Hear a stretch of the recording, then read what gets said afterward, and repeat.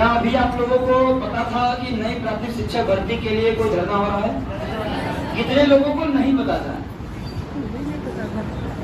कितने लोगों को नहीं पता था? मेरा नाम नितेश पांडे है।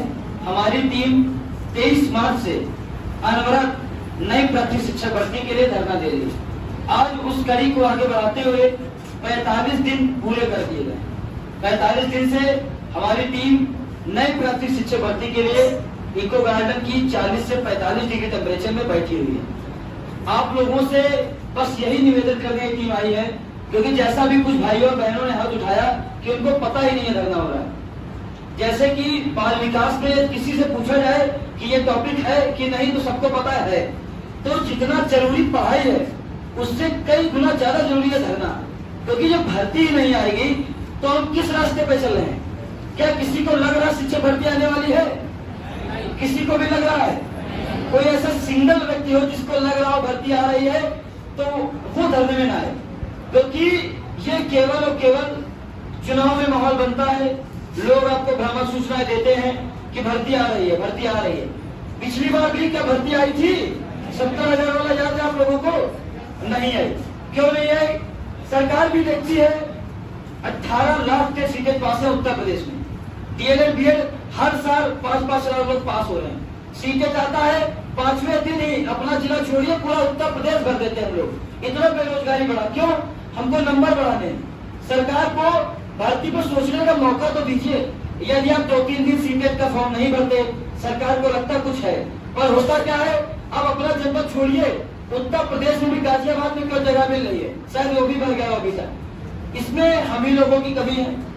अब आप लोगों से निवेदन है, 18 मई को हमारे अनवरत नई प्राथमिक शिक्षक भर्ती के 57 दिन पूरे हो जाएंगे। जो टीम हम सभी लोग आज भी वहां धरना चल रहा है, हमारी टीम बैठी है, यदि वो 57 दिन वहां रुक सकती है तो क्या आप 1 दिन दे सकते हैं? क्या आप लोग 1 दिन दे सकते हो ना?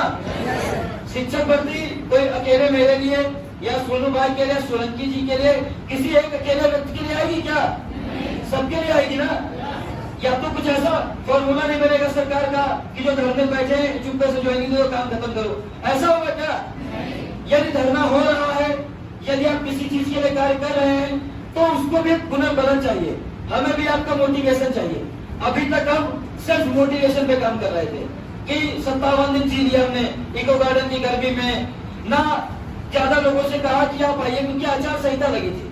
अब आचार संहिता खत्म हो गई है। अब आपको लखनऊ संघर्ष की भूमि आपको बुला रही है, क्योंकि जो टीम 57 दिन लड़ी है उसके लिए केवल आप सुबह गंगा पंक्ति में बैठिए और शाम को वापस आ जाइए। क्या 1 दिन आप दे सकते हो ना? 1 दिन। हाँ, अब कुछ लोगों ने, कुछ बहनों ने कहा कि भैया पढ़ाई डिस्टर्ब हो जाती है। आप ये बताइए, जिसका 17 बैच है वो कितने साल से तैयारी कर रहा है? जिसका 18 बैच है कितने साल से तैयारी कर रहा है? 19 बैच है कितने समय से तैयारी कर रहा है? ये बताइएगा कि घर में किसी की शादी, घर में किसी अच्छे दोस्त का बर्थडे या कुछ भी हो जाता है, क्या आप उस दिन पढ़ाई छोड़ देते हैं ना, स्किप कर देते हैं ना? कर देते हैं कि नहीं? ये तो आप अपने फायदे के लिए करेंगे। इससे जो आप चाहते हैं किसी दोस्त के बर्थडे पार्टी में स्टेटस लगाने के लिए, यदि आप धरने में आएंगे तो आप अपने लाइफ का स्टेटस बदल देंगे। आप बेरोजगार से रोजगार की तरफ हो जाएंगे। जब भर्ती आएगी तभी तो रोजगार मिलेगा, कि बिना भर्ती के हम लोग बेरोजगार का टैग लेके घूमते रहेंगे। तो आप सभी से निवेदन है, यहाँ पे कुछ नंबर लिख दिए गए हैं। आपको अभी 18 मई को लखनऊ इको गार्डन आना है। आपको इन नंबरों पे आप बात कर सकते हैं। नीचे एक यूट्यूब लिखा गया है। मान लीजिए आपको यदि कॉल नहीं उठता है, इस पे आपको पोस्टर के माध्यम से, फोटो के माध्यम से सूचना मिल जाएगी। क्योंकि यदि अभी हम आपको लोकेशन बता देंगे तो प्रशासन अलर्ट हो जाएगा। वहां पे हम लोग अच्छी रणनीति के साथ अपना घेराव या अपना प्रोटेस्ट अच्छे तरीके से नहीं कर पाएंगे। अब समय कम है, 2-3 दिन आप लोग अपने व्हाट्सएप पर, टेलीग्राम पर, फेसबुक पर, यदि आप 10 मिनट भी देते हैं सोशल मीडिया पे, कोई 12 घंटे भी पढ़ रहा है तो आप 10 मिनट जरूर दीजिए। यदि आपके व्हाट्सएप स्टेटस पर आने से, आपके फेसबुक पोस्ट से 2 बच्चे भी बढ़ रहे हैं तो समझ जाइए आप नौकरी की तरफ है। अन्यथा पढ़ते जाएंगे, भर्ती 2027 नहीं, 32 नहीं, 42 नहीं से बढ़ती जाएगी। तो आप लोग 18 मई को तैयार है ना?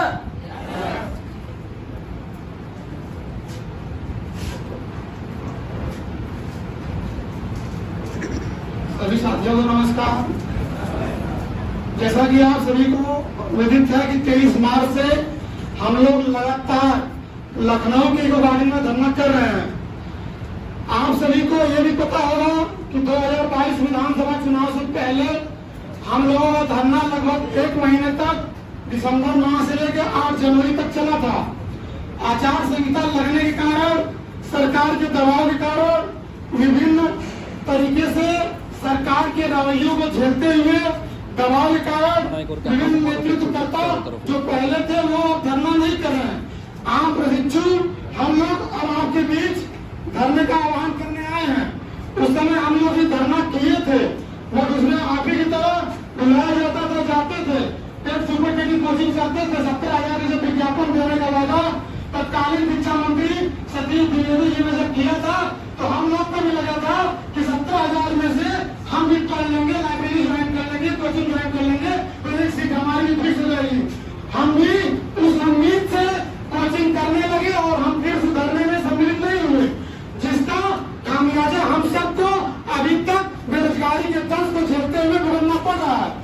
आप सभी को बता रहा हूँ कि आप सभी अपने माँ बाप की, अपने परिवार की, अपने ग्रामीण क्षेत्रों की, अपने उत्तर प्रदेश की, अपने भारत की एकमात्र ऐसी उम्मीद है जो इस राष्ट्र के निर्माण में एक कहा जाता है कि शिक्षक का अमूल्य योगदान होता है।